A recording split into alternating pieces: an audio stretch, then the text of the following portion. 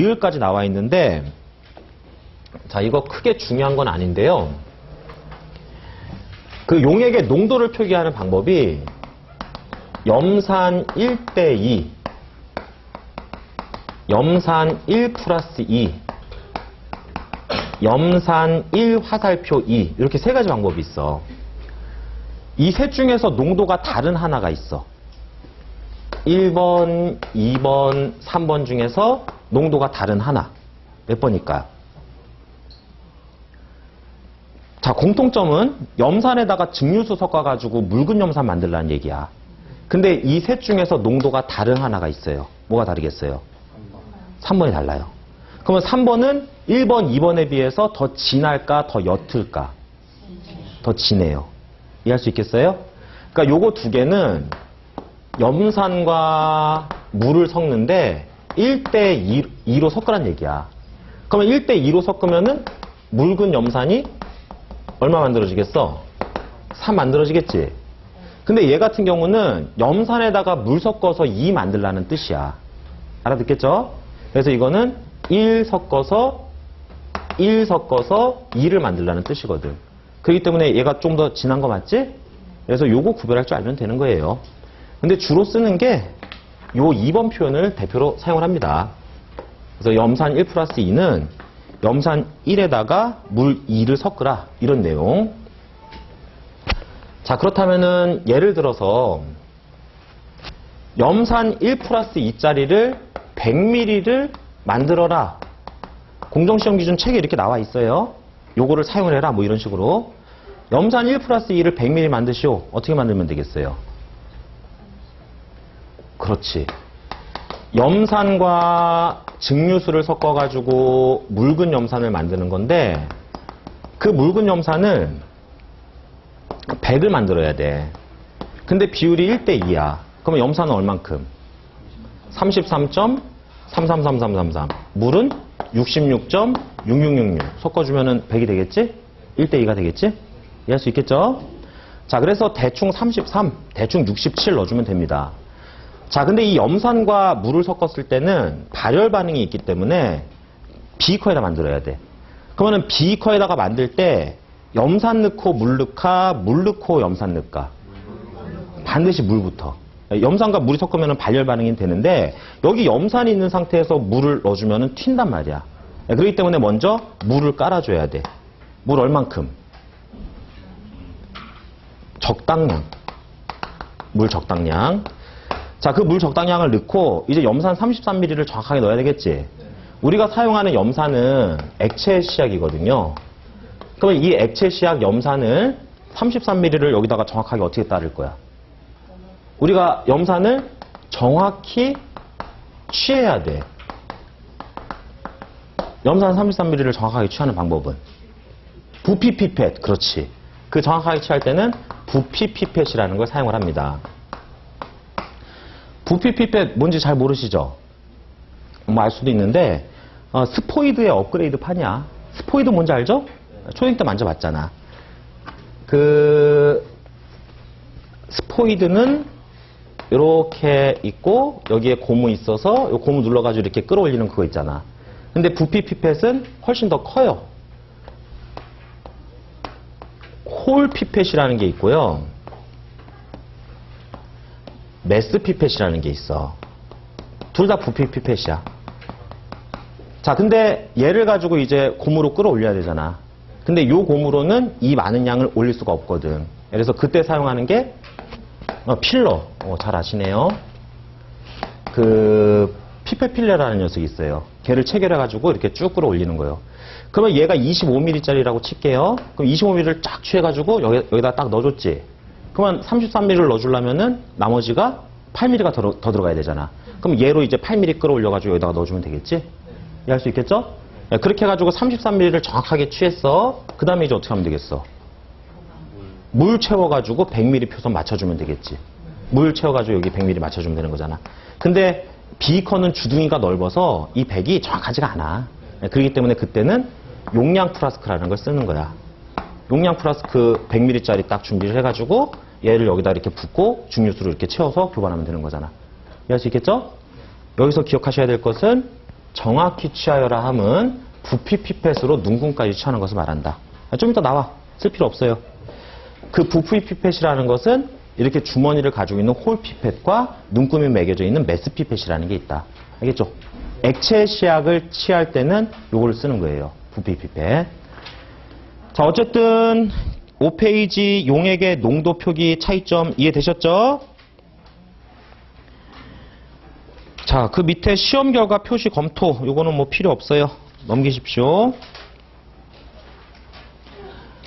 자, 넘기면은 관련 용어의 정의해서 17번까지 나와 있죠.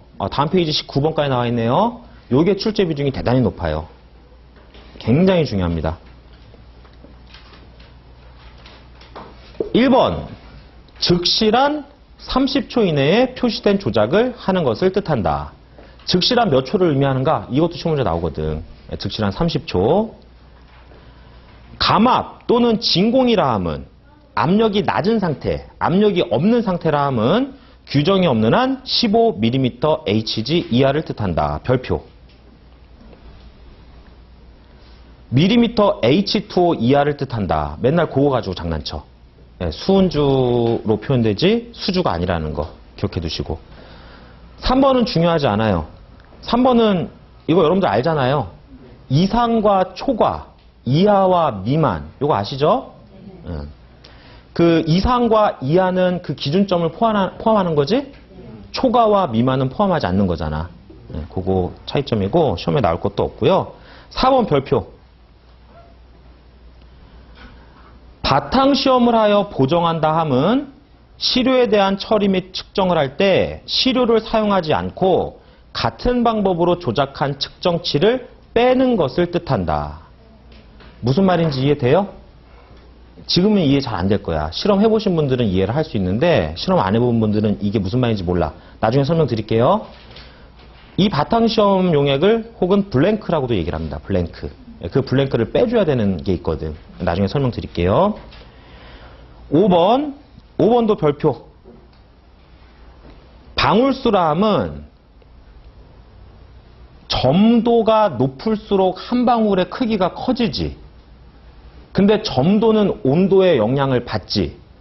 그래서 정확한 방울수는 20도씨에서 20방울 떨어뜨렸을 때 1mm가 돼야 그게 정확한 방울수야.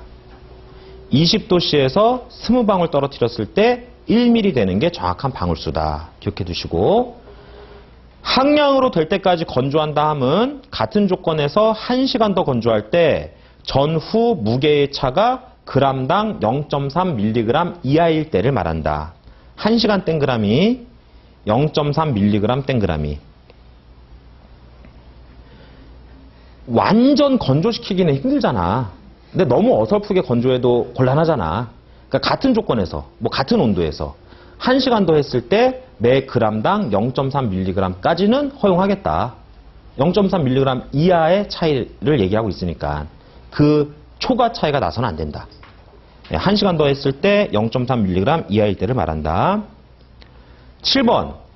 산성, 중성, 알카리성 검사할 때 리트머스 시험지 쓰겠어? 실험실에서? 어떤 실험실이든 pH 미터는 있겠지. 그 pH 미터를 이용해서 표기를 해라. 8번. 용기. 용기가 뭐예요? 그릇이지. 그러면 그 그릇으로 저장하고 운반하고 조작하고 보호를 할 거잖아요. 그런 역할을 하는 게 용기야. 그래서 용기라 함은 시험 용액 또는 시험에 관계된 물질을 보존, 운반, 조작하기 위해서 넣어두는 그릇, 넣어두는 것으로 시험에 지장을 주지 않도록 깨끗한 것을 뜻한다. 이거 좀 당연한 말이죠. 근데 이것도 시험에 잘 나와. 용기의 정의를 잘 읽어두셔야 돼. 자, 8번이 용기의 정의고 9번, 10번, 11번, 12번이 용기의 종류야. 자, 그 용기의 종류가 밀폐용기, 기밀용기, 밀봉용기, 차광용기. 4개의 종류다 보니까 시험 문제 나오기가 좋아. 근데 차광용기는 너무너무 쉬워. 말 그대로 뭐야? 빛을 막는 게 차광이야. 알겠죠? 기밀용기는 뭐겠어? 말 그대로. 기밀. 기체를 막는 거야. 이해되죠? 자, 그래서 어려운 게 밀폐와 밀봉인데 과자가 밀봉이야. 우리 과자 보면은 밀봉 포장 이렇게 써 있어요. 우리 과자를 딱 뜯어보면은 뭐가 들어있어요? 질소가 들어있죠. 뭐 이런 얘기도 있잖아. 어머, 질소를 샀더니 과자가 들어있네? 뭐 이런 얘기도 있잖아. 그지? 그러면은 질소가 새지 않도록 기체를 막아야 되지. 그리고 미생물도 막아야 얘가 변질되지 않겠지. 그래서 밀봉은 기체도 막으면서 미생물까지 막아야 돼. 기체와 미생물까지 막는 게 밀봉이야. 기체만 막는 건 기밀이야. 알겠죠? 자, 그 다음에 밀폐용기는 대표적으로 반찬통이야. 반찬통에 뭐 있어요, 대표적으로? 락앤락, 그라스락, 뭐 이런 거 있잖아. 그러면 락앤락, 그라스락 같은 반찬통은 이물질이 안으로 침투하는 걸 막는 거야? 반찬이 밖으로 새는 걸 막는 거야? 둘 다 막는 거야. 오케이. 둘 다 막는 거야. 그게 밀폐용기야. 그래서 밀폐용기는 취급 또는 저장하는 동안에 이물질이 들어가거나 내용물이 손실되지 아니하도록 보호하는 걸 밀폐용기라고 한다. 알겠죠? 기밀 너무 쉬워. 공기, 가스 이게 기밀이야. 근데 밀봉은 기체에다가 미생물까지도 막아야 밀봉이고 차광은 광 투과를 막는 거고요. 자, 그렇게 용기의 종류, 용기의 정의 잘 정리해 놓으시고 13번 여과용 기구 및 기기를 기재하지 않고 여과한다는 건 KSM 760이 걸음종이 5종을 써라. 참고하십시오. 자, 14번, 15번이 중요해요. 14번, 15번 별표. 정밀히 단다함은 규정된 양의 시료를 취해서 화학저울 또는 미량저울로 측량함을 말한다. 그러니까 정밀히 단다는 것은 저울을 쓰는 거야. 근데 정확히 다는 것은 0.1까지 다는 거야. 자, 그러면 누가 더 넓은 범위야? 정밀히 더 넓은 범위지. 그러니까 저울을 쓰면은 정밀히 다는 거예요. 근데 그 저울 중에서 봐봐요. 얘를 써도 저울 이용해서 정량하면은 그거는 정밀히 다는 거야. 근데 정확히 달라고 했을 때는 얘를 써야 되는 거야. 알아듣겠죠? 그래가지고 공정시험 기준 원본에 표준 원액을 달 때는 정확히 달아서 뭐 이런 말이 써 있어요. 근데 그 외에 정밀히 달아서 라는 말이 써 있으면은 얘를 써도 되고 얘를 써도 되는 거야. 알겠지? 그러니까 저울을 쓰는 게 정밀히 다는 거고 미량 저울 쓰는 게 분석용 저울 쓰는 게 정확히 다는 거예요. 자, 그 다음에 16번에 정확히 취하여라라는 것은 부피 피펫으로 눈금까지 취하는 것을 말한다. 요건 아까 말씀드렸죠? 그 다음에 17번에 약이라 표현한 것은 10% 이상의 차이가 있어서는 안 된다. 저는 약 40살이에요. 맞죠? 저는 약 35세예요. 맞아요, 틀려요? 틀려요, 그러면. 10%까지만 되는 거야. 그러니까 제가 40이니까 저는 36에서 44라고 얘기를 해야 되는 거야. 35라고 얘기하면 틀리는 거지. 그럼 36이라고 해야 되겠다, 앞으로. 저는 약 36이에요. 자, 헛소리 그만하고요. 자, 그 다음에 18번. 냄새가 없다라고 기재한 것은 냄새가 없거나 거의 없는 것을 표시하는 것이다. 이거 참 말이 참 애매하지? 봐봐봐, 내 말 잘 들어봐요. 냄새가 없다라고 기재한 것은 정상적인 후각을 가진 이가 감지하지 못함을 뜻한다. 맞아, 틀려. 냄새가 없다라고 기재한 것은 뭐라 그랬어요? 정상적인 후각을 가진 이가 감지하지 못함을 뜻한다. 맞아, 틀려. 맞는 말이지? 거기 보기에 나와 있으면 틀린 말이야. 공정시험 기준에서는 그렇게 얘기하고 있지 않잖아. 냄새가 없다라고 기재한 것은 없거나 거의 없는 것을 말한다. 이렇게 얘기를 해야 돼. 알겠죠? 그러니까 틀린 문구가 어이없는 문구가 안 나와. 내가 얘기한 것처럼 그럴싸한 문구가 나와. 근데 여기에 다른 내용으로 써 있으면 그거 틀린 거야. 알겠지? 여기 때문에 냄새가 없다는 것도 잘 읽어두셔야 되겠고. 그 다음에 19번에 시험에 쓰는 물. 뭐 쓰겠어? 증류수 써야 되겠지? 수돗물로 실험하진 않을 거잖요. 자, 그게 굉장히 중요합니다. 시험 문제 잘 나와요. 자, 그 다음에 정도 보증, 정도 관리는 이거 좀 어려워. 근데 이게 출제되는 유형이 뻔하더라고. 그래가지고 다른 거 설명 안 드리겠고요. 10페이지에 중간에 보세요. 가문계수 보이시죠? 자, 시험 문제 무지 잘 나옵니다. 가문계수란 R 나누기 C, R 곱하기 C, 뭐 R 빼기 C, R 더하기 C, 뭐 이 중에 고르는 문제 굉장히 잘 나와. 그래서 가문계수란 R 퍼 C, R 퍼 C. 요거를 굉장히 중요하게 기억을 해두시고. 자, 그거 골라내는 문제 대비하시면 되고요. 자, 그 다음에 다음 페이지에 중간에 정량 한계란 표준 편차 곱하기 10. 정량 한계란 표준 편차 곱하기 10. 별표 치십시오. 자, 그 다음에 밑에 정밀도란 S가 표준 편차야. 그 표준 편차에다가 X 바를 나누고 있지. 그 바를 붙이면 평균값이야. 그래서 N회 측정한 평균값. 표준 편차 나누기 N회 측정한 평균값. 그것을 정밀도라고 얘기를 합니다. 자, 그 세 가지가 시험 문제 굉장히 잘 나와요. 가문계수란? 뭐 이렇게 물어 그냥. R 퍼 C. 그 다음에 정량한계란 표준 편차 곱하기 10. 정밀도란 표준 편차 나누기 N회 측정한 평균값. 그거를 중요하게 암기를 하시면 돼요. 자, 고2까지가 총칙이고 여기서 두 문제 정도 나와요. 겁나 쉽지? 틀리면 안 되겠지? 그리고 우리가 여기를 다루면서 농도에 대해서 다뤘어. 그러다 보니까는 그 농도와 관련된 계산 문제도 잘 나와. 근데 농도와 관련된 계산 문제는 우리가 개론, 기초 개념에서 충분히 설명드렸죠?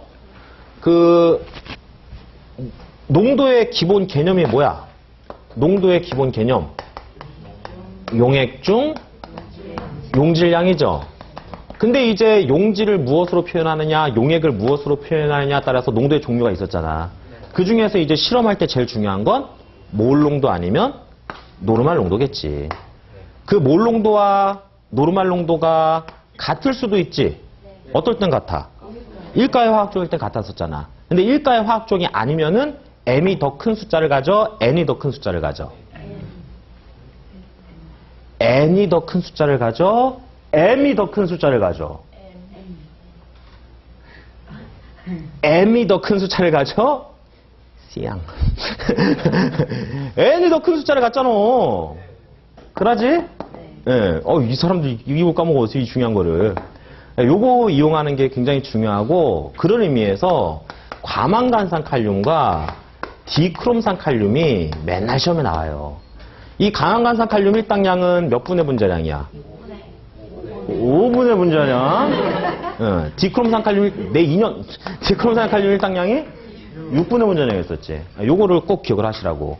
그렇다면은 0.025 노르말 농도의 과망간산 칼륨 몰 농도로 얼마겠어? 0.025 노르말 농도 과망간산 칼륨은 몰 농도로 얼마겠어? 0.005 몰 농도가 되겠지. 그지? 예, M보다 N이 가스수의 큰 숫자를 가지니까. 그러면 얘는 관여하는 전자가 5개니까. 알겠죠? 복습 좀 하세요. 그 농도 계산하는 문제도 잘 나오거든. 자, 거기까지가 총칙입니다. 잠깐 쉬었다가 연습 문제 좀 풀어볼게요.